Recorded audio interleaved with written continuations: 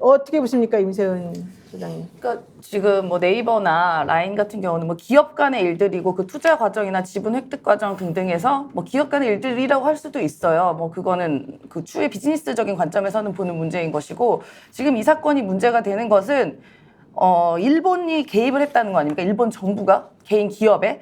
그런데 일본 정부가 지분 매각을 압박하고 있는 이런 상황에서 어떻게 네이버라는 민간 기업이 정부를 이겨낼 수가 있겠습니까? 그러다 보니 아까 말씀하신 것처럼 주주 구성이라던가 여러 가지 지분 구조가 네이버에게 굉장히 불리하게 돼가고 있는 것인데, 그 뒤에는 든든한 일본 정부가 있기 때문에 가능한 것이었거든요. 그렇다면은 우리 입장에서는, 우리 정부 입장에서는 항의를 해야죠. 왜 투자한 정당한 기업에 대해서 지분을 자꾸 이렇게 강제로 매각하라고 하냐라는 입장 표명이 당연히 해야 되는 것이고요. 또 우리가 한일 투자 협정이라는 협정이 존재합니다. 이런 일을 방지하기 위해서 이게 투자 협정이 존재했던 것인데, 협정조차 지키고 있지 않은 일본 정부에 대해서 정부는 강력하게 항의를 해야 됩니다. 일본 대사 조치라도 해야 하든가, 뭔가 입장 표명을 하든가, 아니면 가서 합의라도 해야 되는 상황이 있어야 되는데, 손 놓고 있고 오히려 대통령이라는 사람은 오히려 왜 그걸 반일로 몰고 가냐라는 우리 국민의 정서와 완전 다른 이야기를 하니까 이게 문제가 되는 것이거든요. 그러니까 정부의 입장 표명, 그다음에 해결 방안 등을 정부가 좀 열심히 좀 최선을 다해서 노력했으면 좋겠다라는 게 우리 국민들이 갖고 있는 마음이죠. 이제 시민운동 차원에서 이 문제는 일본 정부에 항의를 해야 한다. 왜 민간기업의 자유로운 경제 활동을 그 데이터 유출, 그러니까 이제 개인정보 유출된 거는 이게 한 건도 아니고 여러 번 있었는데 굳이 네이버에 대해서만 일본에서 퇴출시키려고 하느냐라고 해서 강력하게 항의를 해달라고 시민단체 요구했지 않습니까? 그렇죠. 윤석열 정부 가만히 있었고요. 이제 야당이 나서서 이거는 정말로 심각하다 이러면서 막 여론이 이제 더 끌으니까 뒤늦게 지금 나서서 일본 그렇게 하면 안 된다고 했는데, 진작에 했어야 될 일이고, 외교 라인을 통해서 민간기업의 자유로운 경제 활동을 보장은 해주지 못할 망정 이런 식으로 일본에서 단합하는 거는, 만약 우리나라에 일본 기업이 와 있고 미국 기업이 와 있는데 이런 방식으로 정부에서 나가라고 하면 그 나라가 당연히 문제 제기를 하게 되는 거죠. WTO 규정도 있고 국가 간의 자유무역이라는 또는 기업 진출에 대한 허가가 다 나 있는 것을 아무런 소리 하지 않고 일본 편을 들고 있다. 뭐 그러니까 지금 난리가 난 거고, 뒤늦게 지금 이제 신용만 하고 있는 형국이어서 국민적 비판을 엄청 받아야 한다 이렇게 저는 봅니다. 그러니까 지금 네이버가 아마 몇 년 전인가, 한 10년 전인가 20년 전인가, 10년 전 정도였었죠. 그때 그 라인이라고 하는 이 커뮤니티 채팅 기능? 이것을 지금 이제 일본에 선보였는데, 일본에서 그게 엄청나게 인기가 많아가지고 정말 국민적으로 우리 카카오톡스들이 다 쓴다는 얘기예요. 근데 사실 그때 초창기 때는 우리나라에서도 카톡하고 좀 서로 경쟁을 하려고 그랬다가 이게 너무 안 되니까 그냥 일본 쪽으로 저는 집중을 한 것으로 이제 그때 판단을 했는데, 그러고 나니까 일본에서 야, 이거 우리 국민 거야. 우리 국민이 써야 돼. 근데 왜 니네가 지금 지분을 가지고 니네가 우리 걸 간섭할 수도 있는 구성을 만들어 놓니? 그러니까 네이버가 간섭했다는 뜻도 아니고, 네이버가 지분 가지고 있는 거 자체가 싫어.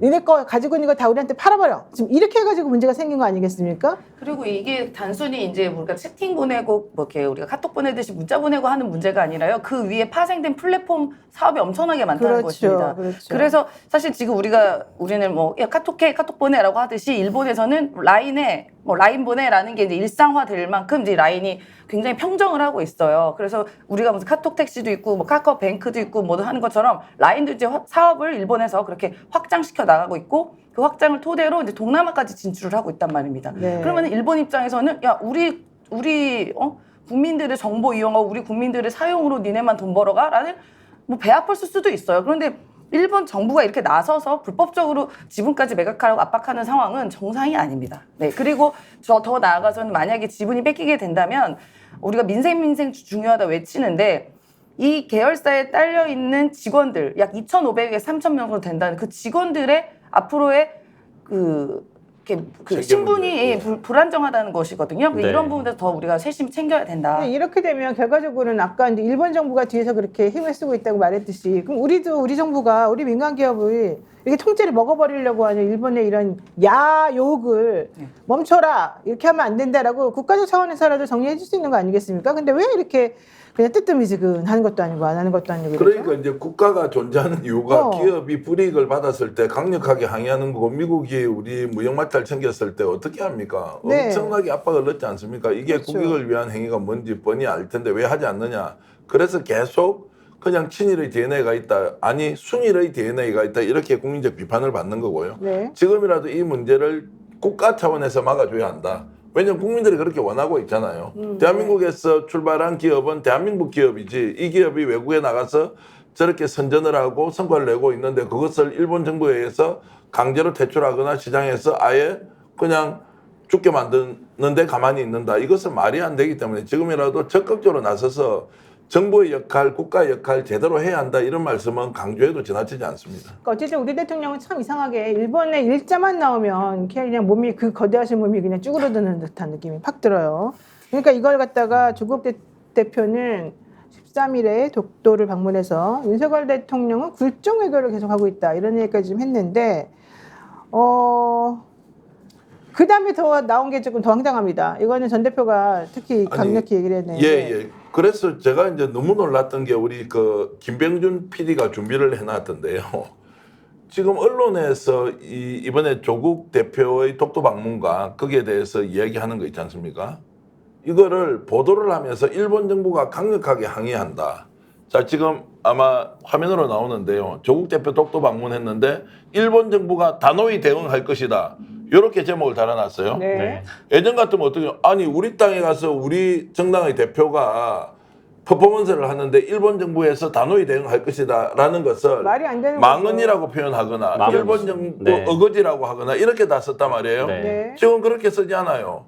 조국 대표 독도 방문인데 일본 정부 단호히 대응할 것이다. 이렇게 TV조선에서 제목을 뽑았고요. 국민일보는 연일 반일몰이 나선 야권인데 죽창가 불렀던 조국 독도서 성명서. 저게 더 나빠요. 죽창가 불렀던 조국. 그러니까요. 아이고, 죽창가 세상에. 불렀던 조국 독도서 성명서. 이것도 지금 어느 나라 편이에요. 한국 언론이. 그러니까요. 이게 말이 됩니까? 독도를 가지고. 그리고 뉴스원 한번 보십시오. 일본 관방장관이 조국 대표 독도 방문에 항의했는데 도저히 받아들일 수 없어 라며 반발했다는 거를 제목으로 뽑아주는 게 있었냐고요. 지금까지 대한민국은 아무리 보수 진보가 싸움을 하더라도요. 네. 독도 문제만큼은 어떤 경우에도 다른 일상적이었죠. 방식으로 네. 대응하지 않았어요. 일본이 독도를 자기네 땅이라고 우기는 순간 보수 진보할 것 없이 다 덤벼들어가 이것 정말 환장한 거 아니야 라면서 비판했는데 이거 중앙일보도 한번 보십시오. 조국 독도 행에 대해서 일본 정부가 극히 유감, 영도 수호 결의로 대응하겠다. 이렇게 지금 언론에서 제목을 뽑고 있습니다. 여러분 어떻게 보입니까? 이게 조국 혁신당 대표가 갔기 때문에 저렇게 합니까? 아니면 대한민국 보수 언론 그리고 언론이 지금 정신 못 차리고 독도 문제에 대해서 일본 편을 드는 듯한 기계적 균형을 맞추는 저 행위를 어떻게 봐야 됩니까? 이상하지 않습니까? 대한민국 왜 이렇게 됐습니까? 독도 문제는 이제 대한민국에서 일본 편을 드는 사람과 일본 편을 들지 않는 사람이 공존하는 국가가 됐습니까? 우리가? 왜 이러냐고요. 더 심각한 건 매일경제가 더 심각합니다. 예. 매일경제가 네이버는 속타는데 독도는 우리 땅 외친 조국. 이게 무슨 뜻이에요? 이게 뭐를 의도하는 거죠? 그러니까 네이버는 속타는데 왜 독도 가가지고 너 괜히 뭐 망치냐 일을 그르치냐 지금 네이버 속타고 있는데 왜 독도 가냐? 라고 질책하는 거예요. 아니, 제목이. 무슨 상관이야? 우리가 네이버를 뺏어가려고 네이버에서 라인을 뺏어가려고 하는 일본의 항의하는 방문 표시로 우리 땅에 대해서 우리가 가서 또 이거 우리 거다 이러면서 강하게 나가겠다는 네. 메시지를 주는 건데 왜 그런 식으로 제목을 달아요? 정당 대표가 하는 거는 당연하고요. 네. 시민운동가 가서 하는 건 당연하고요. 뭐 그런 부분에 대해서 저런 방식으로 적극적으로 우리 국민들 민심을 전달하는 거 중요하죠. 그런데 아까 강조했지만 언론들 한번 보십시오. 뭐 죽창가 불렀던 조국 독도에서 성명서 냈다. 연일 반일몰이 한다. 그러니까. 저게 반일몰이에요. 정상적으로 일본에 대해서 저항하고 비판하는 거예요. 이상한데요. 많이 이상해요. 어쨌든 여기 대해서 외교부는요. 조국 대표의 독도 방문에 대해서 일본 정부가 항의했지만 우리는 일축했다라는 입장을 보였다. 이렇게 했습니다. 근데 아니 우리가 우리 땅 방문하는데 일본 정부가 항의하는 거 우리 일축했다. 이거 지금 자랑이라고 얘기하는 겁니까? 뭡니까? 일본 참 외교부도 외교를 어떻게 하는 건지. 그러니까 한국 언론이 지금 답답해. 독도를 실제 분쟁 지역 비슷하게 저렇게 하는 거 있지 않습니까? 네. 저게 다 쌓여가지고요. 이제 나중에는 이 사람들이 중심을 못 잡고 독도 문제에서 일본 사람들이 일본 정부에서 말도 안 되는 그런 행위를 할 때 정말 기계적 균형으로 맞춰서 할 거냐 이렇게 생각하면 깊이 자성해야 한다 이런 말씀. 이게 국제법적으로는 어떤 영토에 대해서 분쟁 지역으로 선포가 되는 순간 이제 국제 저기 사람들끼리 국제 여러 나라가 모여가지고 그 땅이 누구 땅인지 막 싸우고 얘기하기 시작합니다. 근데 그러면 원래 자기 땅이었던 사람만 속 터지는 거거든요. 그래서 사실은 지난번 문재인 정부 때는 일본이 그 전략을 써가지고 계속해서 분쟁화시키려고 난리를 치니까 조용조용히 조용한 외교 하듯이 그냥 일부러 우리 거 문제 안 돼. 우리는 다 얘네들 다 물리치고 있어. 이런 식으로 좀 조용히 넘어가려고 했던 그런 기조가 있었어요. 근데 이번 정부는 그런 기조가 있는 것도 아니고 그렇다라고 해서 독도를 제대로 지키고 있는 것도 아니고 일본이 자기네 교과서에다가 저런 망언을 서슴지 않고 쓰는 것에 대해서 제대로 항의를 하는 것도 아니고 못하게 하는 것도 아니고 누구라도 가서 정치인이라도 가가지고 이렇게 어쩌고 행동이라도 하려 치면 그거를 비아냥거리는 기사나 내게 만들고 지금 이 모양인 거잖아요. 지난번에 대통령이 뭐 기자회견 모두 발언 등에서 뭐 외교 관계에 있어서 굉장히 자아자찬을 했지 않습니까? 네. 근데 실제로 보면 일본과의 무역에서 보면요. 2022년도에 241억 달러, 또 2023년에는 187억 달러 계속 적자를 기록하고 있고요. 네. 또 일본과 무역에서 한국이 그동안 1965년 수교 이후에 단 한 차례도 흑자를 낸 적이 없다고 합니다. 좋아요. 이런 와중에 계속해서 대일 외교에 있어서 이렇게 좀 굴종의 모습을 보이고 있는데 사실은 이번의 사태뿐 아니라 우리 국민들이 계속 알고 있는 것은 일본의 그 사도강산 세계 유적지에 대해서 네. 등재 움직임 이거 이제 이 끝내네. 또한 지금 얘기가 돼야 되는 부분이거든요. 여기서도 대칠광. 네, 그렇습니다. 우리 그 조선 노역자들이 오랫동안 강제 노역을 했던 현장인데 이것을 등재하기 위해서 진행했던 그런 네. 것들 또한 굉장히 소극적으로 다루고 있는 것들이 우리 국민들 분노케 하는 거죠. 네. 아니, 하다못해 옛날에 이명박 대통령도 그 보수 정권이라는 그 우리가 친일 맨날 이명박 대통령도 그렇게 이야기하지 않았습니까? 하다못해 이명박 대통령도 이 독도 문제에 대해서 굉장히 단호했어요. 실제로 가기도 했고요. 가서 이제 일본에서 뭐 난리가 났었었는데 그러니까 지금 과연 영토 수호의 의무가 우리 대통령한테 있냐는 겁니다. 그러니까 선서하잖아요. 선서. 영토 수호의 의무가 있어야지 왜 우리 땅을 자꾸 저쪽에서는 자기네 땅이라고 외치고 실제로 미국의 국무성에서 Sea of Japan이라고 얘기를 해도 아무 말도 못하는 정부에 대해서 국민들 이런 게 바로 분노를 하는 겁니다. 의문은 있는데 의지가 없어요 우리 대통령이. 지금 파란 아재다님께서 선거 압승하면 스트레스가 없을 거라고 생각했는데 윤 대통령이 있는 한 스트레스는 없어지지 않을 것 같습니다. 여러분 그냥 나갑시다. 행동합시다. 이렇게 그러니까 뭐 보내셨습니다. 끌어내야죠. 맞는 말씀입니다. 자, 그런데요, 더 좀 이상한 거 봤습니다. 제가 뭐를 봤냐면요, 호준석 국민의힘 대변인이요. 이 사람 이분은 YTN에 오랫동안 근무했던 보수의 사람인데 사실은 저랑 되게 친합니다. 근데 호준석 대변인이 우리 정부를 일방적으로 비난하고 반일 감정을 고조시키는 것으로 해결되는 것은 아무것도 없다 이렇게 말했습니다. 그럼 국민의힘의 입장이 이거라는 거 아닙니까? 대변인의 이름을 통해서 이런 말을 했다는 것은 그럼 어떻게 얘기해요? 어떻게 하자는 거죠, 이거? 그 우리 정부를 일방적으로 비난하고 반일 감정을 고조시키는 것은 해결될 게 아무것도 없다 이러면 그럼 어떻게 해야 됩니까? 정부를 비난하지 않고 아 정부 조용히 있는데 잘한다. 잘하고 있습니다 이렇게 해야 되고 반일 감정이라는 건 일본에서 시비를 걸어서 그것도 우리 기업을 탄압하고 있는데 이것을 비판하는 것을 반일 감정을 고조시킨다. 그러면 할 말이 없는 거죠. 할 말이 없다고요. 아니 할 말이 없는 근데 거죠. 국민의힘은 뭐라고 왜 이런 태도 보여요? 국민의힘 좀 사고방식이 좀 이상해진 거 아니에요? 제가 최근에 국민의힘 대변인실에서 나오는 의견 보면 그냥 네. 기계적인 반대예요. 어. 민주당이 하면 무조건 반대예요. 민주당에서 특검 추진하겠다고 하면은 협치를 포기하고 국회를 의회 독재를 한다고 일방적으로 해요. 네. 그 내용이 뭔지 따지지 않습니다.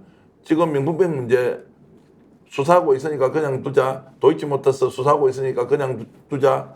그게 맞습니까? 아니면 수사를 제대로 하지 않으니까 특검하자는 거지. 수사를 제대로 하는데 최상민 특검을 왜 합니까? 네. 그거는 거두절미하고 최상민 특검하면 정치 공세다. 야당이 의회 독재를 한다. 이렇게 해버리면 그래서 그 태도 때문에 총선에서 국민들의 심판을 받았는데 네. 바뀐 게 아무것도 없다. 그러면은 계속 이런 식으로 가면 어떤 경우에도 수권 능력을 가진 정당으로 거듭날 수 없다. 이렇게 말씀드리겠습니다. 그 대통령실에서는 이런 입장도 나왔습니다. 반일을 주장하는 정치 프레임이다. 자꾸 반일 하지 말아라. 이게 국익에 무슨 도움이 되겠느냐. 이건 국익 훼손이다. 국격 훼손이고 이렇게 말했다는 겁니다. 이거 정말 다들 왜 정신들이 이상한 것 같습니다. 정말 이해 불가해요. 그러니까 우리나라 대통령이 우리나라 정부고 우리나라 네. 정당이면 우리나라 국익이 최선이 돼야 되는 겁니다. 그건 그렇죠. 어느 나라나 마찬가지예요. 네. 그러니까 지금 일본에 하는 행위들 본인들 나라의 국익되는 행위이기 때문에 이렇게 무리하게 하고 있는 거 아닙니까? 네. 그럼 우리도 우리나라 국익이 가장 우선시 돼서 행동하고 말을 해야지 뭐만 얘기하면 반일 이야기하는 것 자체가 저는 성립이 안 된다고 봅니다. 자, 예전에는요, 우리가 이제 이런 반일 얘기하고 이러면은요, 문재인 정부 때 엄청나게 많이들 관심 갖고 이것 때문에 많은 분들이 의견 내주시고 사실은 정말 많은 유튜버에서 이걸 다루기도 하고 그랬었거든요. 지금은요, 그 얘기 하잖아요.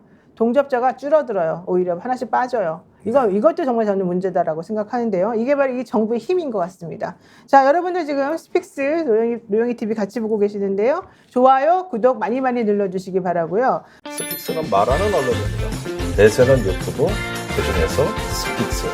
좋아요, 댓글, 구독, 알림 설정. 여러분이 저희를 사랑해 주시고 우리가 여러분을 사랑하는 4가지 방법입니다.